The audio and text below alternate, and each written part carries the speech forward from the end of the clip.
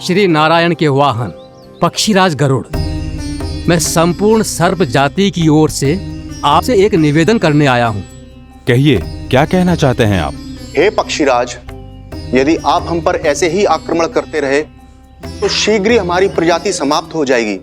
इसीलिए हमारी आपसे विनती है, यदि आप उचित समझें तो सर्पों के किसी एक घर से हम आपको एक सर्प प्रतिदिन अर्पित करेंगे। आप उसको आहार बनाइए और अन्य सर्पों को जीवित रहने का अधिकार दीजिए। मुझे स्वीकार है। तब से प्रतिदिन किसी एक घर से एक सर्प गरुड़ के भोजन के लिए भेजा जाने लगा। समय के साथ मेरे घर की भी बारी आई, परंतु मैंने एक बहुत बड़ी भूल कर दी। समय आ गया है स्वामी, आज गरुड़ के आहार के लिए इसे चुना गया है। कौन है यह गरुड़ और क्यों दूं मैं इसे कोई भेंट? स्वामी, सभी सर्प राज्यों और गरुड़ के बीच में यही समझौता हुआ है, हमें इसका सम्मान करना ही होगा। मैंने कोई समझौता नहीं किया, मैंने कोई वचन नहीं दिया और ना ही मैं किसी गरुड़ से भयभीत होता हूँ। यदि इस राज्य में किसी को सर्पों को अपना आहार बनाने का अधिकार है तो वो केवल मुझे है।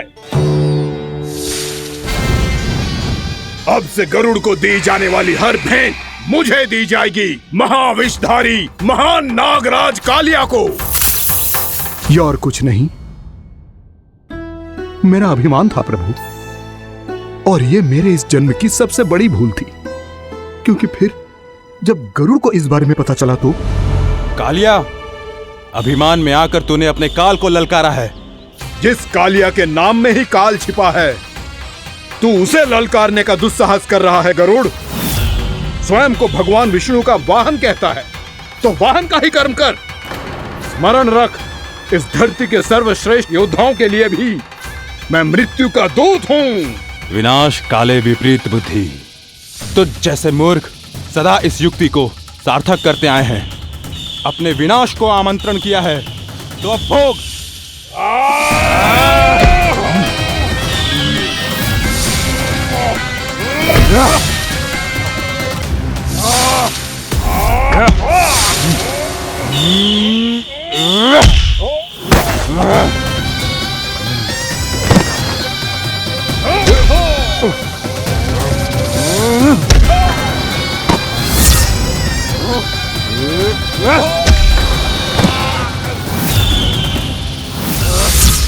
जिसने मेरा भोजन चुराने की धृष्टता की है वो इसी योग्य है।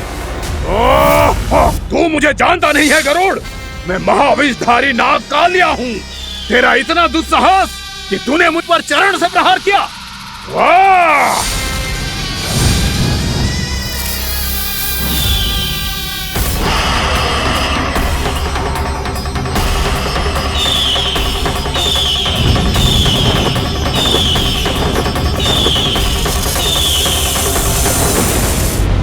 मैं अपने अभिमान में भूल गया था कि गरुड़ मुझसे कहीं अधिक शक्तिशाली है। इसलिए अपने प्राणों की रक्षा करने के लिए मैं एक स्थान से दूसरे स्थान भागने लगा। नदियां, पर्वत, यहां तक कि मैंने सागर भी लांघ डाला, पर मैं जहां भी जाता गरुड़ के रूप में मेरा काल वहीं आ जाता। इसीलिए मृत्यु की आशंका से भयभीत होकर मैं अपने बड़े भाई मां कद्रू के प्रथम पुत्र अनंत शेषनाग से राय लेने चला गया। भैया, मैं यहां आपसे आपकी सहायता लेने आया हूं। मेरी एक छोटी सी भूल के कारण यह गरुड़ मेरा पीछा कर रहा है। मुझे हर समय हर स्थान पे ढूंढते रहता है। यदि उसने मुझे ढूंढ लिया तो वो निश्चित ही मेरे प्राण ले लेगा।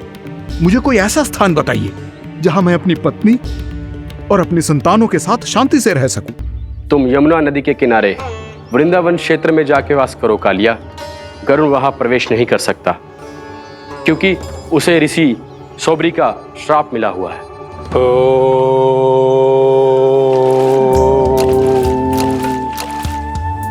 ध्यान और तपस्या का नित्य कर्म करते हुए ऋषि के मन में मछलियों के प्रति प्रेम भाव इतना बढ़ गया कि वो भूल गए सभी जीव खाद्य श्रृंखला का भाग होते हैं और मछलियां भी इस नियम की अपवाद नहीं है।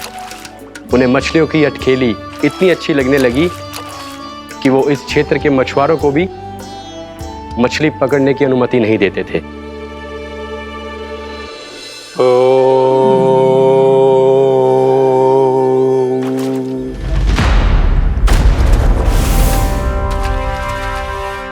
दिन वो उस पक्षी को नहीं रोक पाए, पर तब से सावधान रहने लगे। यहां तक कि अपने साधना से भी अधिक ध्यान वो पक्षियों पर केंद्रित करने लगे। ठहरो!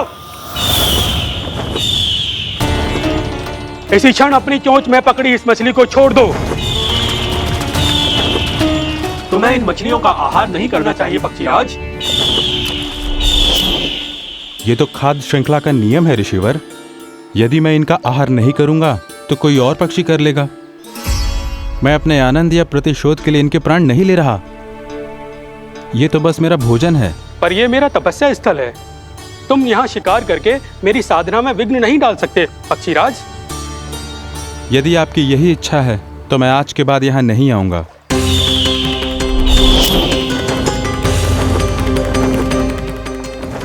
पर आज ये मछली मेरे आहार के रूप में पकड़ी जा चुकी है। मैं वचन देता हूँ ऋषिवर, इस स्थान पर यह मेरा अंतिम शिकार होगा।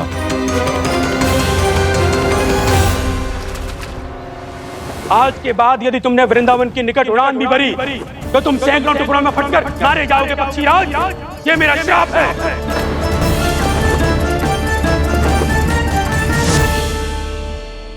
और इसीलिए भैया शेषनाग के सुझाव के अनुसार मैं यहां आ गया। पर अब यदि मैं कहीं और जाऊंगा तो मेरे प्राण नहीं बचेंगे प्रभु। डिस्टेंट रहो कालिया। अब से गरुड़ तुम्हें कोई हानि नहीं पहुंचाएगा।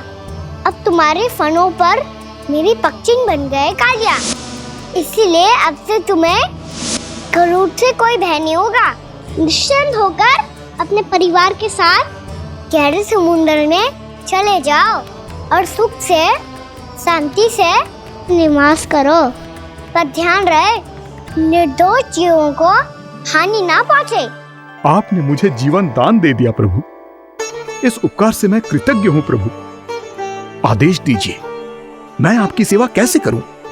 तुम्हारे जल क्षेत्र से 1 कोटि कमल पुष्पों को लेने की अनुमति दे दो कालिया। यही मेरी सेवा होगी। प्रभु, ये तो मेरा सौभाग्य होगा।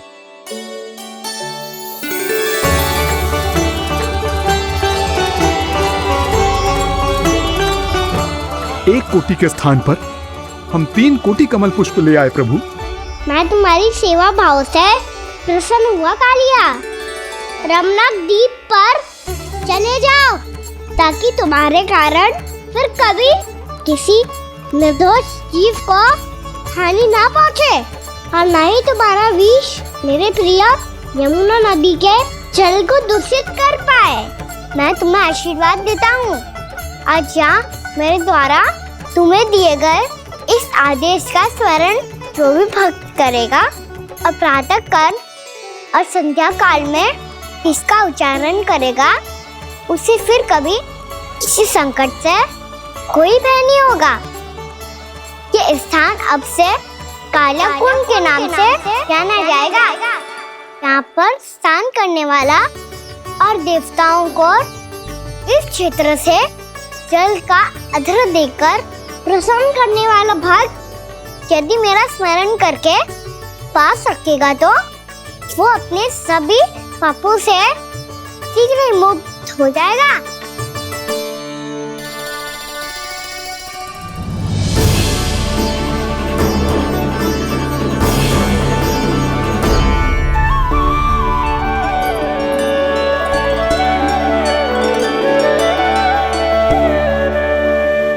कौन है जी भगवान जिसने अभी अभी कालिया जैसे विशाल विस्तर का सामना किया? क्या एक साधारण बालक जो शीत की अधिकता से ठिठुर रहा है? क्या करूं? मैं लल्ला को ममता के आंचल में छुपा लूं या भक्त बनकर प्रभु की लीला देखती रहूं? क्या करूं मैं? कितना ठंडा था जल, बहुत सर्दी लग रही है। सर्दी से तड़पते हुए कैसे देखूं इसे? अभी जाके अपने पल्लू से सुखाती हूँ। हृदय से लगा के स्नेह की आंच दूंगी तो सर्दी पल भर में छूमंतर हो जाएगी।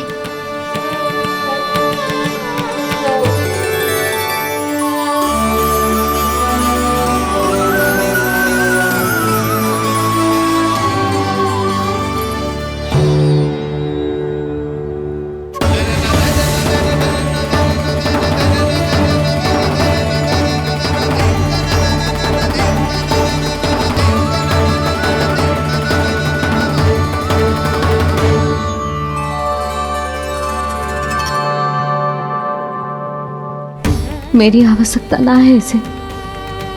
ये तो सच्ची में भगवान ही है, जिसकी ठंड दूर करने के लिए स्वयं द्वादश आदित्य प्रकट हो गए हैं।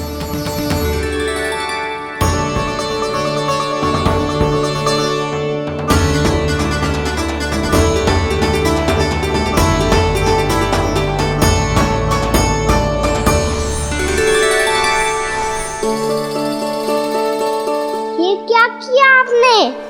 मैया मुझे अपने हृदय से लगाने वाली थी कि आप सब प्रकट हो गए।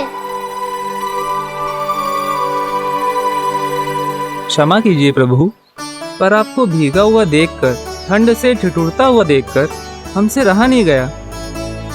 हम अपने वश में नहीं थे प्रभु। भक्ति से भावुक होकर हम प्रकट होने पर विवश हो गए थे। हमारी किरणें जैसे स्वयं ही फूट पड़ी और दौड़ पड़ी आपको सुखाने के लिए।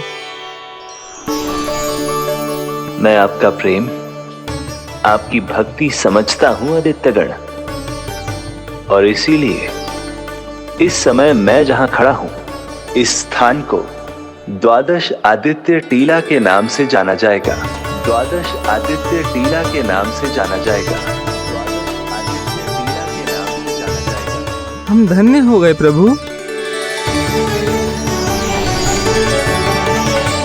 और कहाँ जा रहा है?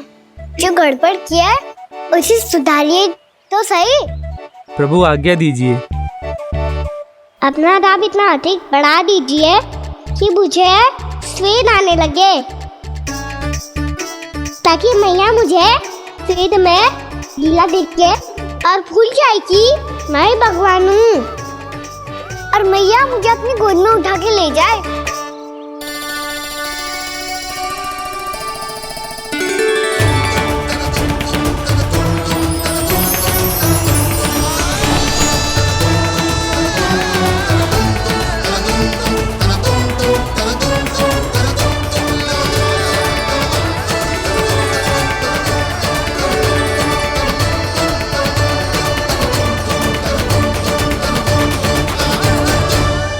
गर्मी क्यों लग रही है यहाँ?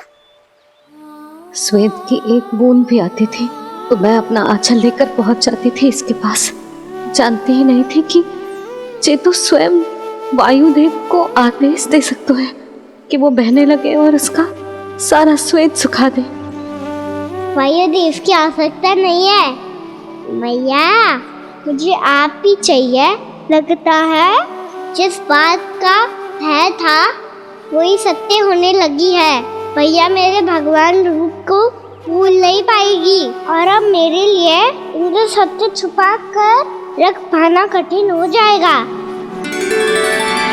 कृष्णा कृष्णा हरे कृष्णा कृष्णा कृष्णा मुरली मनोहर कृष्णा गोपाला गोविंदा हे दामोदरा।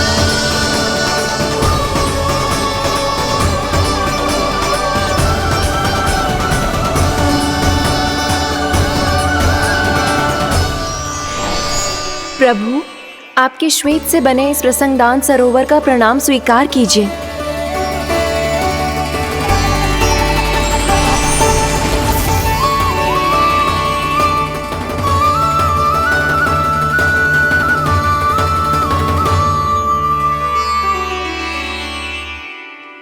ओहो, इस चमत्कार को देखकर भैया को और भी अधिक विश्वास हो जाएगा कि मैं भगवानी हूँ। अब कैसे मनाऊं मैया को कि मैं इनका लाई हूँ?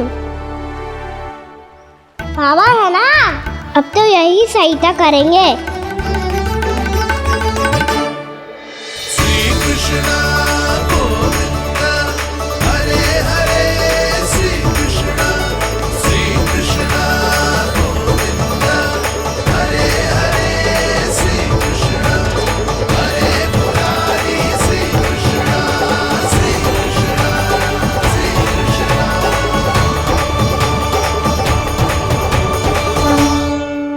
बाबा एक कोटी ना, मैंने तो 3 कोटी कमल पुष्पों का प्रबंध कर दिया है और चिंता करने की आवश्यकता ना है। 1 कोटी कमल के स्थान पर 3 कोटी कमल पुष्प मिल गए हैं। हाँ कान्हा, मैं उचित संदेश के साथ ये सारे पुष्प उस कंस के पास भिजवा दो। महाप्रक्रमी कान्हा की जय। वृंदावन रक्षक कान्हा की जय। महाप्रक्रमी कान्हा की जय।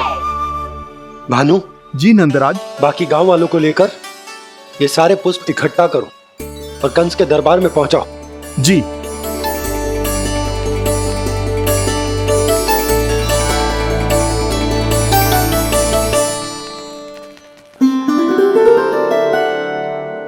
मैया। कौन हो तुम? मुझे पता था मैया, जब आपको सत्य पता चलेगा तो आप मुझे मैया की तरह स्नेह ना कर पाओगी, इसीलिए आज तक सत्य छुपाता आया हूँ, ताकि आपकी ममता, आपका प्रेम अनुभव करने का अवसर मिलता रहा मुझे। और फिर आज को बताया था ना, जो रहस्य तुमने बरसों तक छिपाया था, उसका भेद खुलने में तुम्हारा ही योगदान है। मुझे कालिया के शीश पर अपने पद चिन्ह रखकर उसे मुक्त कराना था दाऊ, वचन दिया था मैंने उसे। इसके अतिरिक्त निर्दोष पशु पक्षियों के जीवन को कालिया के विष से ही बचाना था मुझे। इसमें कंस को तो सम्मिलित करना ही था, ताकि जब मैं कालिया का सामना कर रहा हूँ तो वो किसी और असुर को समस्या बनाकर वृंदावन ना भेज दे। पर इस सबसे बड़ा एक कारण और था दाऊ, मैं चाहता था कि मैया को सत्य पता चल जाए। पर क्यों कहा ना? क्योंकि मुझे लगने लगा था कि मैया से ये रहस्य छुपाकर इनके साथ धोखा कर रहा हूँ। अपराध बोध से दबा जा रहा था मैं।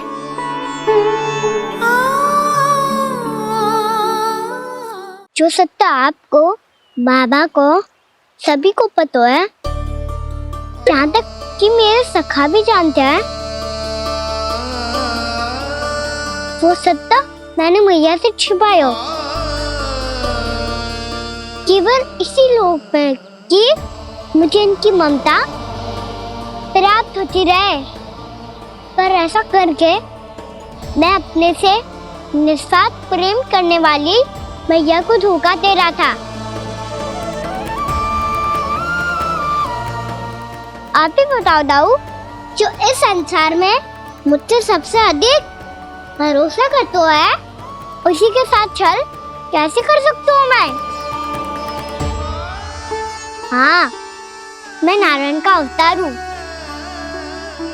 पर अपनी मैया का छोटा सा लल्ला भी तो हूँ।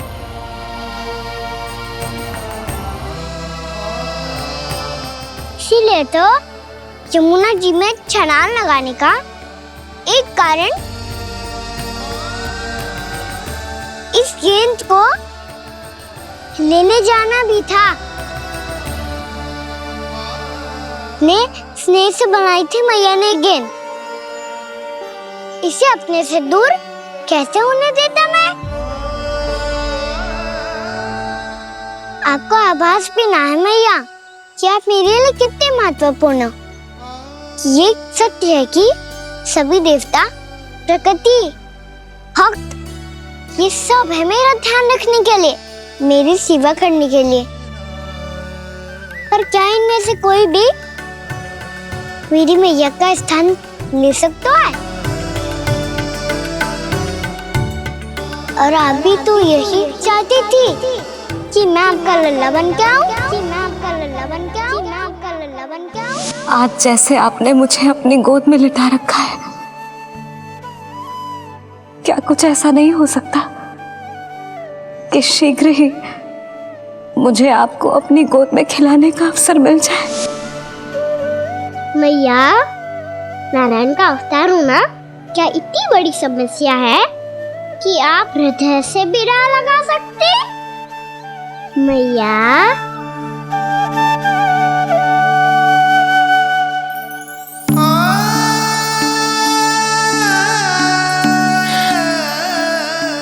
मेरा कान्हा, मेरा लल्ला।